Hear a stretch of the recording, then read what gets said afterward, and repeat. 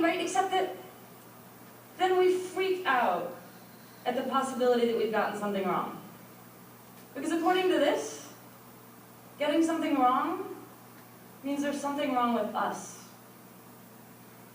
So we just insist that we're right, because it makes us feel smart and responsible and virtuous and safe. So let me tell you a story.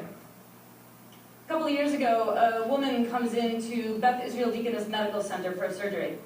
Beth Israel's in Boston. It's the teaching hospital for Harvard, one of the best hospitals in the country. So this woman comes in and she's taken into the operating room, she's anesthetized, the surgeon does his thing, stitches her back up, sends her off to her recovery room. Everything seems to have gone fine. And she wakes up and she looks down at herself and she says, "Why is the wrong side of my body in bandages?" Well, the wrong side of her body is in bandages because the surgeon has performed a major operation on her left leg instead of her right one. When the Vice President for Healthcare Quality at Beth Israel spoke about this incident, he said something very interesting. He said, for whatever reason, the surgeon simply felt that he was on the correct side of the patient. The point of this story is that trusting too much in the feeling of being on the correct side of anything can be very dangerous. This internal sense of rightness that we all experience so often is not a reliable guide to what is actually going on in the external world.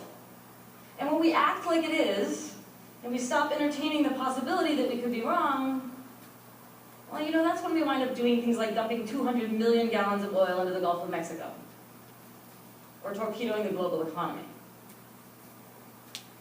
So this is a huge practical problem. But it's also a huge social problem. Think for a moment about what it means to feel right. It means that you think that your beliefs just perfectly reflect reality. And when you feel that way, you've got a problem to solve, which is, how are you going to explain all of those people who disagree with you?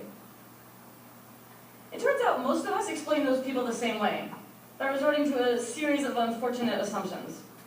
The first thing we usually do when someone disagrees with us is we just assume they're ignorant. You know, they don't have access to the same information that we do, and when we generously share that information with them, they're going to see the light and come on over to our team. When that doesn't work, when it turns out those people have all the same facts that we do and they still disagree with us, then we move on to a second assumption, which is that they're idiots. They have all the right pieces of the puzzle and they are too moronic to put them together correctly. And when that doesn't work, when it turns out that people who disagree with us have all the same facts we do and are actually pretty smart, then we move on to a third assumption. They know the truth, and they are deliberately distorting it for their own malevolent purposes. So this is a catastrophe. This attachment to our own rightness keeps us from preventing mistakes when we absolutely need to, and causes us to treat each other terribly. But you know, to me, what's most baffling and most tragic about this is that this is the whole point of being human. You know, it's like we want to imagine that our minds are just these perfectly translucent windows and we just kind of gaze out of them and describe the world as it unfolds. And we want everybody else to gaze out of the same window and see the exact same thing. That is not true, and if it were, life would be incredibly boring. The miracle of your mind isn't that you can see the world as it is. It's that you can see the world as it isn't. We can remember the past, and we can think about the future, and we can imagine what it's like to be some other person in some other place. And we all do this a little differently, which is why we can all look up at the same night sky and see this, and also this, and also this. And yeah, you know, it is also why we get things wrong. 1,200 years before Descartes said his famous thing about "I think, therefore I am," this guy, St. Augustine, sat down and wrote, "Faller, ergo sum."